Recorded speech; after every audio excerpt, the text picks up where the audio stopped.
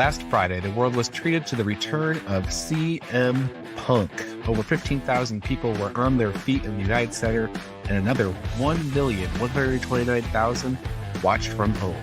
I'm Ryan Joy, and I run MinutesToBellTime.com, a website and database tracking pro wrestling from around the world. On today's show, we're talking about CM Punk, the crazy Rampage show, his upcoming match at All Out, and where we think he goes from here. We also have headlines for the last 24 hours. Travis Severance is in the house, and this is the Daily Wrestling News Show for August 24th, 2021, where we sort through all the bullshit in wrestling news to find you the truth.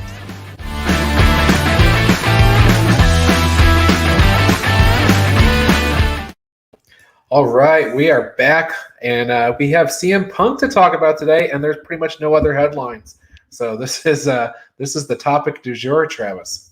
Oh, I'm in heaven. I was so happy when you reached out to me and you texted me the other day and you said, unless something really crazy happens on Raw, we're going to talk about CM Punk, because I feel like in this Tuesday slot, sometimes I don't get the good headlines. Sometimes I get jumped the shark a little bit and I don't get to talk about the real hot stuff. So the fact that you wanted to give me some CM Punk, I was pretty pumped up about it. And sorry, WWE Raw fans, I was really hoping that show didn't have a lot to talk about, because I'm a giant CM Punk mark. So, well, as is the case with most Monday Night Raws, you don't have to hope too much. There's not usually a ton of news coming out of Raw.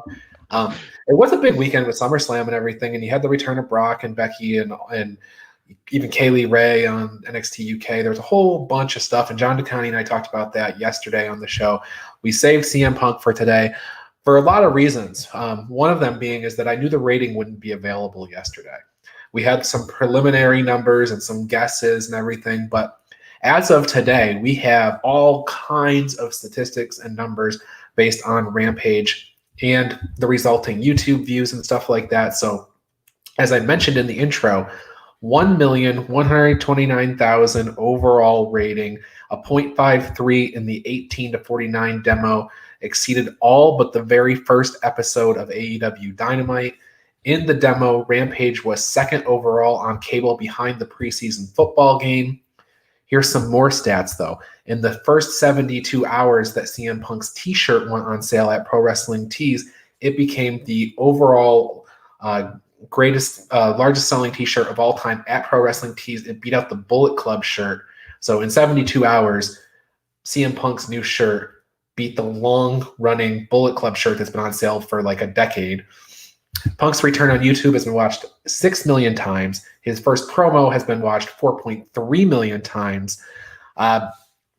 Here's the biggest statistics. It's not even a stat, but it's a thing.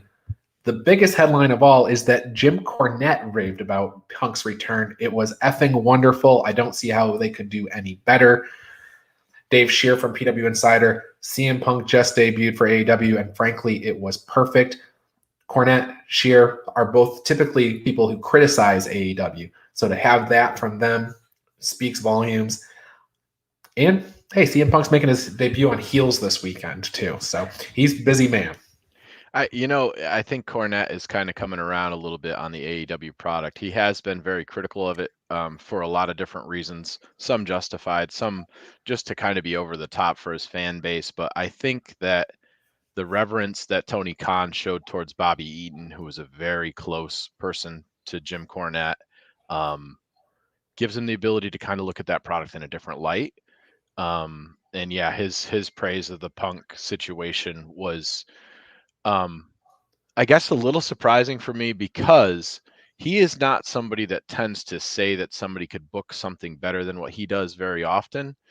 And for somebody who's a gritty 60s, 70s style wrestling fan and person, that I feel like sometimes he's kind of stuck in that mode a little bit, that's exactly what we got from the CM Punk promo. It was raw. It was heartfelt. It was off the cuff. It was everything that anybody that had any familiarity with CM Punk knew was a genuine, unscripted thing, and he's the best in the world at it. The other thing is, when you compare to the Jim Cornette fan base with the CM Punk fan base, Punk hit all the right chords for that group of people too, who are like the hardcore 70s, 80s even 90s, like that are really focused on the strength of the booking and things. Punk said, I left pro wrestling in 2005 and I returned tonight. I couldn't get healthy staying at the place that made me sick. Saying those kind of things, talking about, the strength of pro wrestling, which is that's what Cornette is always complaining about, right? Is the pro wrestling. So, and he paid homage to a lot of classic guys, talking about Terry Funk and Harley Race and different people that he was allowed to work with. And when we saw him at StarCast a couple of years ago, which was absolutely phenomenal, he had told some funny stories about a night out with Harley Race and some vomit he needed to clean up in his car and stuff. So he's just this strange anomaly of, he's worked with classic wrestlers that have a ton of respect from him, Dusty included, in a modern style, and he's been able to move the needle everywhere that he's gone. Now, I understand what he's saying when his journey sort of in pro wrestling ended, and he felt like he went through the meat grinder when he got to WWE, because his ROH stuff was so flawless. And I got to give Triple H some credit. If he knew they were close to Punk or very close to signing Punk, if they hadn't grabbed Samoa Joe back, oh his yeah, Samoa sure. Joe trilogy is legendary. His work with Raven is legendary. I'm going to be surprised if we don't see a Raven appearance, maybe, because he hasn't been somebody in AEW and there's a lot of history there. So if we see somebody lurking around, it might be Raven up in the rafters too at some point. So that's kind of interesting. And he's touched so many different places to work. He wasn't a New Japan guy. He was a Japan All Pro guy, because that's who was working with ROH at the time and stuff. But I think his signing and his appearance speaks volumes to the rest of the wrestling world. We had talked about it previously on whatever show. What a get, CM Punk. CM Punk is the largest get you can get, because he's a guy who's a legend, but he's still inside that age range where he can still go if he wants to, and he can do all the other stuff too. The commodity that he is higher than any other commodity that AEW could have possibly signed that's living currently. There's nobody better that they could have brought in than CM Punk. Not possible. Yeah, and when you compare Punk to the other guys, right? The other guys who are making returns, and I'll even throw it like your Edge in there when he made his big return. Edge left on top, but Edge left on top because of an injury. Same thing with Daniel Bryan. Daniel Bryan left on top, but he left on top because of an injury. CM Punk left. Yep. And he was on top, and 7 years later, it's also like, look at John Cena and look at The Rock. These are guys that they make return every once in a while. The Rock's few and far between. John Cena usually about annually. But they're in the limelight all the time. They're in the spotlight. There's cameras on them. They're movie stars and stuff like that. CM Punk, not to say that he doesn't done other things. He's done MMA. He's done some acting, but he's more reserved. He's quieter, and we haven't been exposed to him even outside of wrestling, right? It's Punk left, and he pretty much left public life for 7 years, with the exception of a very, very few times. So there was a huge groundswell for this. He's a recluse. They never even advertised it, Travis. They never even. I mean, Now, they did all the hinting. They gave it. Everybody knew it was the worst kept secret. Everybody knew it was happening, which was the perfect way to do it, because we were all ready for it. It was built up. They didn't tell us about it. We weren't expecting anything. It was on the edge of our seat. How are they going to do it? Type of thing. A lot of WWE marks WWE marks would have been perfectly happy if he never showed up, right? Yes. There were a lot of hints, though. For example, Kenny Omega coming out with a Chick Magnet shirt on, and a Cookie Monster shirt the week before. And a Cookie Monster shirt. Like, all he would have had to come out with the week before that was a Chicago-made shirt, and we would have been in great shape. Like, these are throwbacks to CM Punk's, his moniker there and stuff. But like, I don't know. It just puts him on such a different level now, and it makes everybody outside of AEW take a little bit of pause and go, "Huh? WWE couldn't get him back." That's that's the big landscape. Sure, he did the backstage stuff for a little while, and Renee really encouraged him to do that. And I know he had fun, and he even got himself into a little bit of trouble over there because he wants to be at a place where he can speak his mind. If you listen to what he said in his interview, what it goes down to is, hey, can I come out and do my thing? Can I get my shit in and do it the way that I want to do it? And oh yeah, all these other people are going to be able to do it their way too. And they've got creativity and they've got flexibility. And we've got a guy who the people on the outside that want to criticize say is just a giant money mark that's running this ship. Maybe he is, but I'll tell you what, he's brilliant. He's brilliant. I said this yesterday's show. This is not a money mark move. This is not a situation where he paid, I don't know, frankly, I have no clue what he's paying CM Punk, but I'm telling you right now, the ticket sales at the United Center, the money that AEW is getting from the new CM Punk shirt, and the number of pay-per-view buys over and above what they would have gotten otherwise for All Out, those three things will probably pay for whatever contract they have with CM Punk. And bye negative video game money. Like they sold out. They sold out the On Center. The On Center. That's a basketball place. Like wrestling goes. The United Center. Like what? That doesn't happen. And they got all these other crazy venues that are selling out too and stuff. And well, that's the other thing is now that Punk's back, we'll watch and see what the ticket movement happens in these other advertised places, right? Like we know already that Milwaukee this week, a whole bunch of tickets went flying off the shelf right after the Punk debut. So, and he was announced for Dynamite. So now we may start seeing some more of this happen. Let's see what happens with the ratings. Does Wednesday's prime time. So that's a better place for people to go watch CM Punk. It's also midweek. It's not Friday night. People aren't out doing other things. So what happens on Dynamite this week with the rating and what sustains on Friday? It'll be a while before we figure out what Punk really means, where they are in October, November timeframe. That'll be the real measure. But certainly all the income that's coming in off of the CM Punk acquisition or, talent acquisition, this was not a bad business decision. No, it is one of those things where if we're going to go back and we're going to look at this moment a year from now, 2 years from now, 3 years from now, and it is going to feel, I bet, very similar to Hall and Nash showing up on Nitro and Hogan being the third man, because it's tectonic. It is a shift. It is something where the most ionized WWE fan has to close their eyes and they have to look a little bit because they're a little curious about what's going on over there. What's he going to do? Because there's very few people that didn't get an example of Punk and see all the different ways that he recreated himself in a short period of time at WWE to be different and to remain topical. And gosh, the guy feuded for a year with Ryback and made it good somehow. It's just, he's just got so much opportunity to move things around. And the craziest part about it is Rampage, perfect timing on this. We've talked about it many times. The 2-hour show for Dynamite is the fastest 2 hours of wrestling we get to see in a week.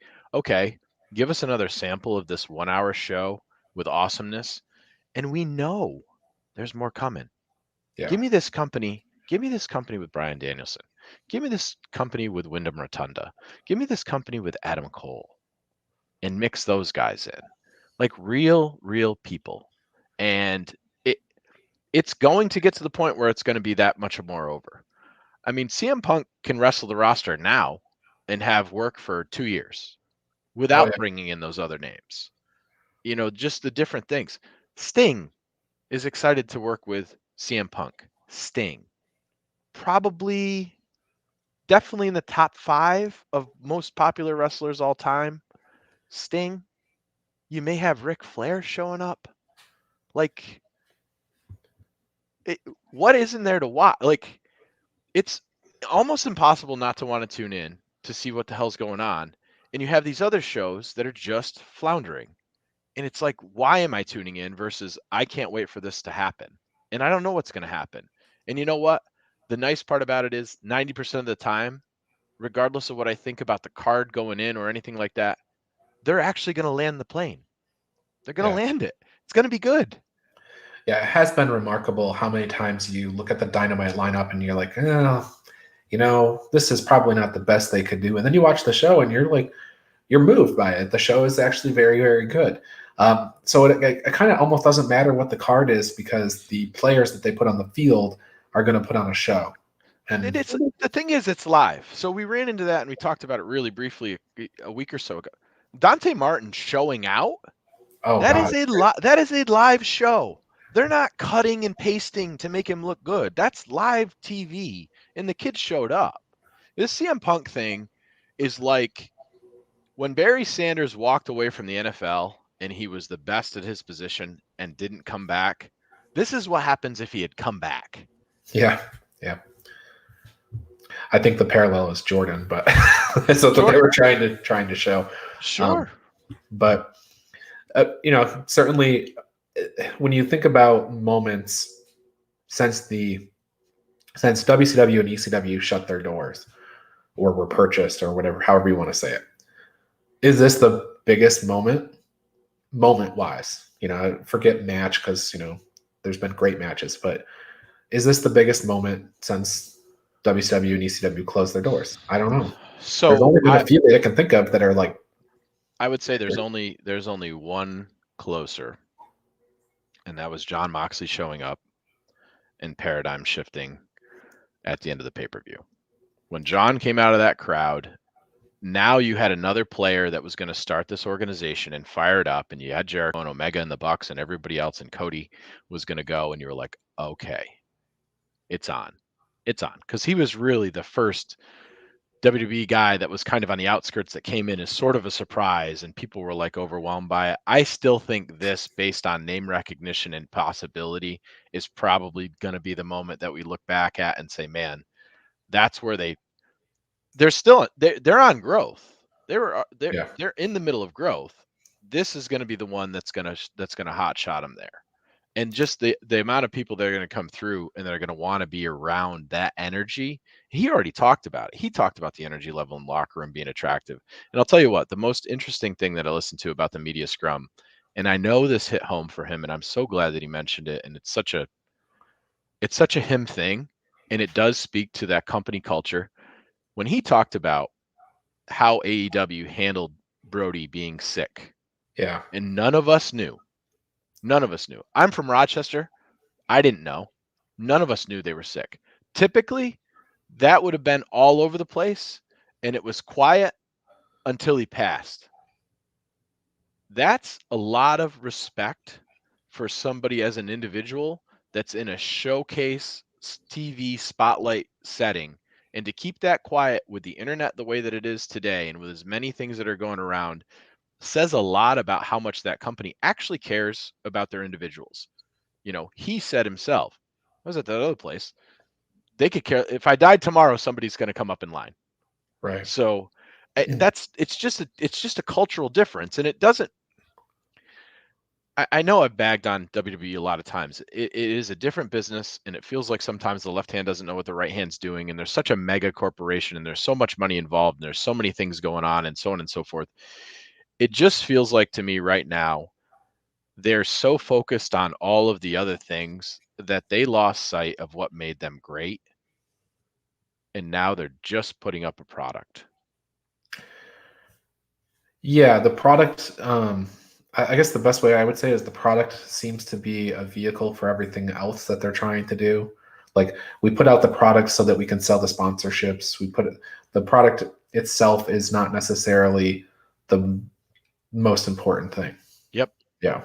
And I think to hardens to fans that want a little bit more or a little bit more meat on the bone, I think we're going to start seeing that more and more. I mean, gosh, if we look at the ratings and we compare them to a year ago and the year before that and stuff like that, it's a downward trend. Now, AEW certainly had some times when they've been, just treading water and stuff, but in general, like the mobility has been up. You look at Dark, you look at Elevation, you look at some of the places that they put people in and the talent that they have there. And I mean, the sky's really the limit. It's nice to have an alternative. Yeah. And I know that people also say the roster is big and it's growing with guys like CM Punk and stuff like that, and it's true. But I don't watch rematch after rematch after rematch either, um, and everybody does eventually kind of get their opportunity. So and don't forget that there's also like 5 other hours that they put out on a YouTube product, and they're bringing in money there in advertisement and stuff too. So keep some things in mind though too. You got a lot of guys that are stars. You got a lot of young stars. You got a lot of new stars. You've got some legends mixed in here too. When they don't have to go program after program after program after program after program, look at what we've really seen for injuries overall, right? We've got Kazarian, we got Britt Baker with a stint for an injury. Kenny's supposed to be a little bit banged up, but by and large, we haven't seen these massive, I'm going to be out for a year type injuries from them. And I think that has a lot to do with a reduced work schedule. When they're working dark and are working elevation and they're pumping their stats, those are 3 to 6 minute matches where they come out, they do some moves, they show you what their finisher is, and then off they go. It's intentional. Yeah. Plus, they get a look at all these other people too, 100%. like your Daniel Garcias and stuff like that. Daniel Garcia, I mean, he's just good. There's no two ways about it. The kid's just good, and he's been good for a long time.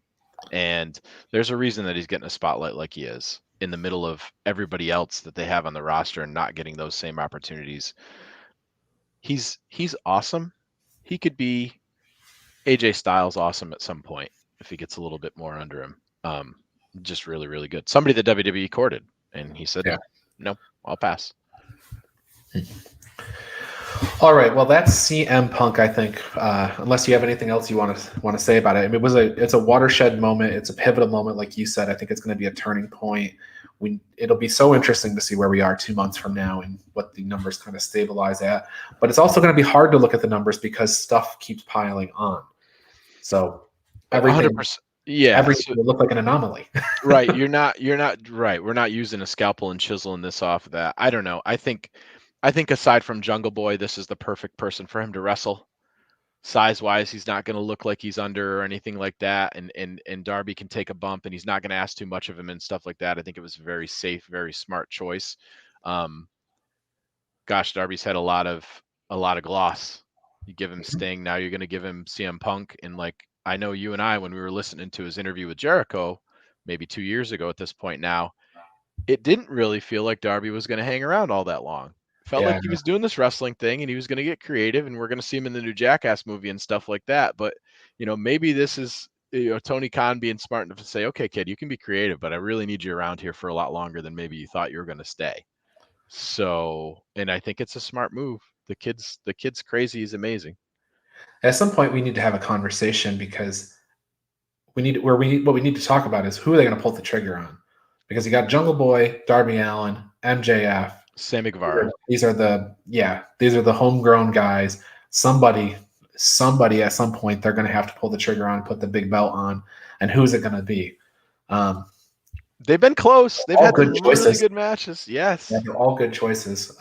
But somebody eventually they're not going to be able to keep going back, and it's tough because a person signs a 2-year deal, but the championship reigns are 6 to 8 months long. So there's not that many opportunities to get a run with that unless they do some quick turns, which I think it's not a bad idea for them to do that, to give us. I think it's the reason why the cooperation helps out too, because they can hold some other belts in some other places as well, because they're AEW's anything but belt heavy, Right. So, yeah, absolutely. All right. Well, we've talked about a ton of stats for CM Punk and whatnot, his return. I have a bunch of SummerSlam stats because WWE just put out a press release this morning. So we're going to get to that after the break, along with headlines from the last 24 hours or so. And then we'll look at Dynamite lineup this week. So stick with us. We'll be back in a minute and a half. If you love the Daily Wrestling News Show, then I want to tell you how you can support us. First, check out bodyslamclothes.com. You can get a variety of shirts for just $20, and all of them come in the super soft style, and the price you see includes all sizes and shipping. Get 10% off 2 or more shirts with the promo code SHIRTS10. Go to bodyslamclothes.com right now to check it out. And join Joey Jarzenka, Ian Schreier, and Rob DeLuca on Monday nights for the Primetime Rundown. They take you through the world of sports, and the show kicks off each Monday at 7 p.m. on the Eastern Observer. And each Tuesday, Al Carl hosts the Essential Wrestling Podcast alongside John Smith, myself, John DeConnie, and Gary Mahaffey. It's another week of updates and highlights in the world of wrestling. Here are our analysis on who we think is going to win the week's matches. Coverage begins at 6 p.m. on the Eastern Observer. And Pro Wrestling Pick'em. It's a place where you can join or host a Pick'em League to test your predictive skills in the world of pro wrestling. Create an account and join a league now at ProWrestlingPick'em.com so you can play against your friends or play against the universe. And the Body Slam Brigade newsletter, currently going out to over 4,200 people each Friday. It consolidates all the top stories in professional wrestling into a quick-to-read email written by me for you for free. Sign up now at BodySlamBrigade.com. And of course, this show, the Daily Wrestling News Show. We're here every day, Monday through Thursday, and occasionally on Friday. You can listen to us on Apple Podcasts and Spotify, or watch us live on Facebook and YouTube at 10 a.m. This is the Daily Wrestling News Show, and we thank you for your support.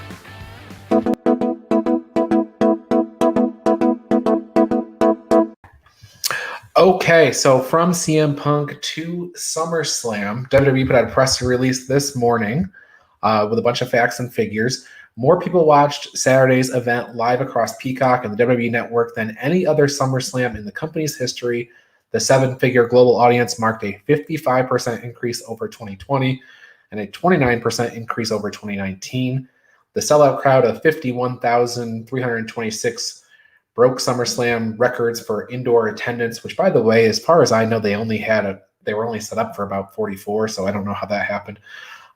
With tickets purchased by fans from all 50 states, Saturday's live gate was more than 4 times greater than the last SummerSlam held with fans in 2019. Merchandise 155% over 2019. SummerSlam set a new sponsorship record, growing 25% versus 2019.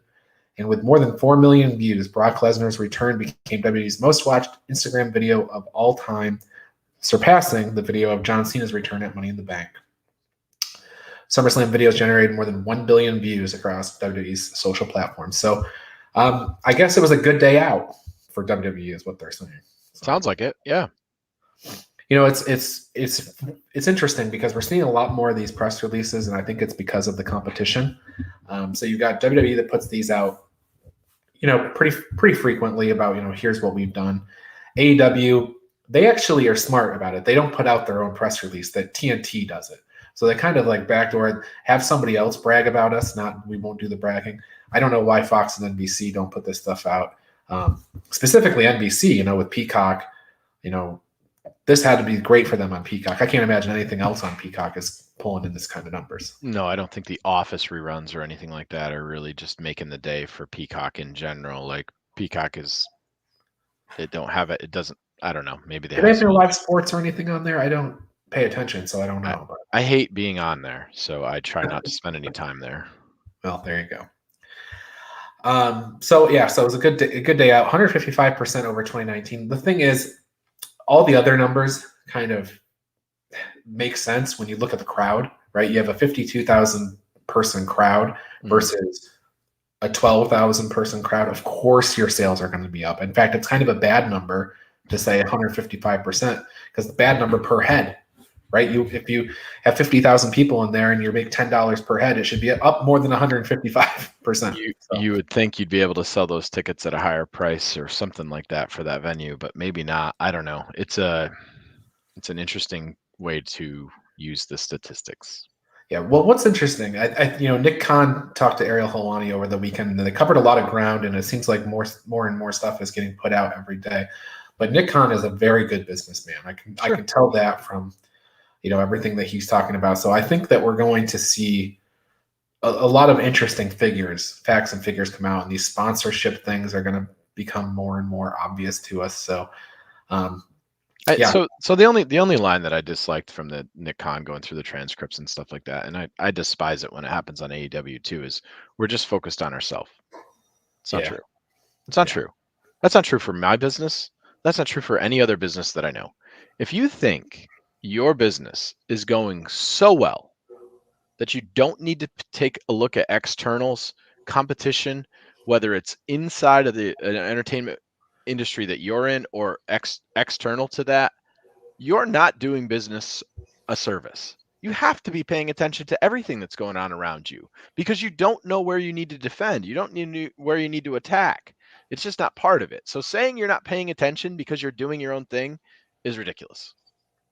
You know, it's interesting when you put the interview with Nick Khan alongside the last earnings call where they talked about competition. And Vince was like, AEW is really not our competition, not in the way that WCW was. And then you'd have Nick Khan in the next breath saying, everything is our competition. Yes. So what Nick said in the Ariel Helwani, video, we concentrate on ourselves.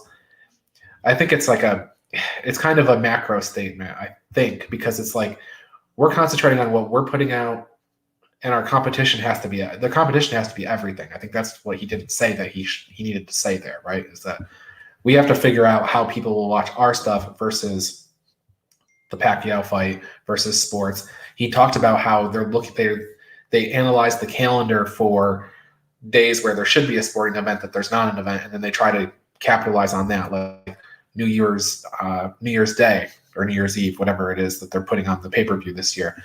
They said there used to be sports that night. It used to be college football, and now it's not there. So it seems like an opening, so we're jumping in. So you can see that they are analyzing the competition. He just wasn't clear about that, I guess. I get it. You're the big dog, and you want to brush off the little guy or the upstart or whatever. You don't want to give him any shine, and I get it in today's internet world. Like, obviously, the dirt sheets would spackle that all over if Nick Khan was paying attention. But to say that they're not is just disingenuous, and it's the same thing on the AEW side. When Chris Jericho says they're not paying attention to the WWE product, come on, Chris. Yes, you are. They are because they respond to it. Yes. Yeah. And they both pluck back and forth, whether it's, actually Seth Tony's Rollins, probably a lot worse about it than Vince is, because Tony enjoys it. But you know what, though? In WWE, fans will hate this, but when you're the under guy, you're allowed to take shots up. Sure. You're not supposed to shoot and take shots down, but we see, Seth Rollins maybe borrowing a catchphrase here and there, or Drew McIntyre going in on fireworks and stuff. Like, we see a little bit here and there. And you know what? Honestly, for the non-cooperative companies, I don't mind that banter. I think as a fan, I actually enjoy it. I think they should be. They're all friends. Take a look at their social media. Take a look at their Instagram. They're all hanging out by the pool with each other. They don't care, guys. Yeah.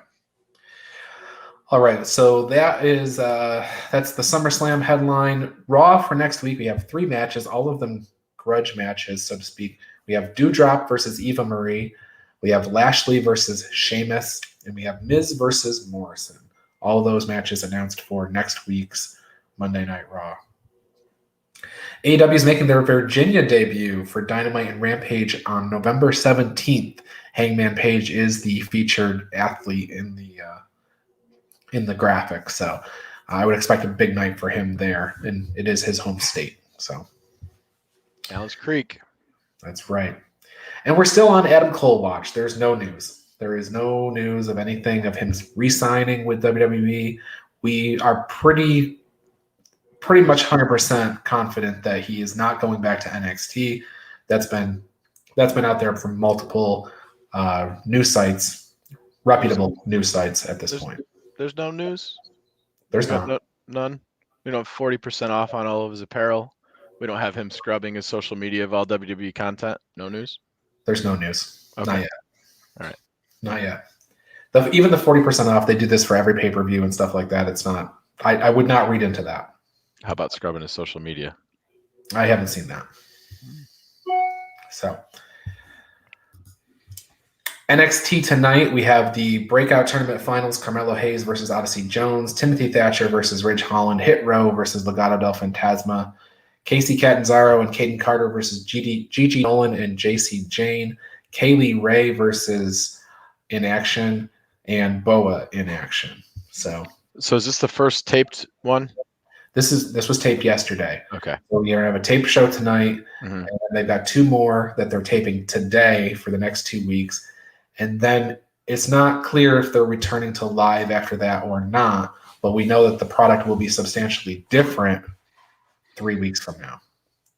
Okay, so this should be more of the same with the same kind of It should be, but The setup should when be you the look at the same and things lineup, like that. So we might see the branding completely different. I know there's a bunch of people that like haven't yeah, really been around Boa. Like, yeah. When you is look that a at the bit? lineup, it's starting to change, and I think in the interview, Nick Khan said that we're going to really see the change in 3 weeks after this set of tapings, because they get these tapings out of the way, then they can redo the CWC and all that stuff and redo the Sure. logos and get it ready for 3 weeks from now. So I would expect the what is it? The first one is toward the end of September. So you've got this one, and then you've got 8/31, and then 9/7 or whatever it is, and then whatever one comes after that, 9/14. That's going to be the one.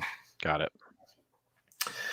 AEW this week, we have the Varsity Blondes versus the Lucha Bros in a tag team title eliminator. Red Velvet versus Jamie Hayter. Orange Cassidy versus Matt Hardy. Malachi Black versus Brock Anderson. And CM Punk's Dynamite debut. So, not a killer lineup, to be honest, except for the Punk thing is probably going to cause some curiosity. So, A lot of young wrestlers there. yeah. A lot of young talent. Yep. So, all right. With that said, Travis, anything else you want to cover down on today?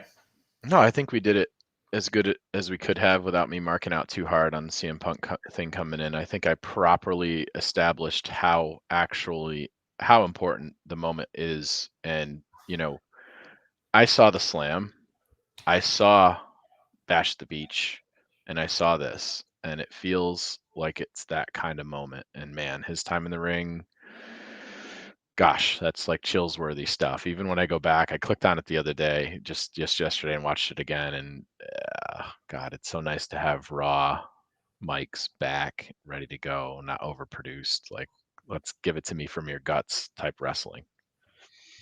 Yeah, absolutely. So, CM Punk, he's back, and we'll be back tomorrow. John Smith will be here to talk about whatever news comes out of NXT tonight. And that's a wrap for us. We'll see you tomorrow.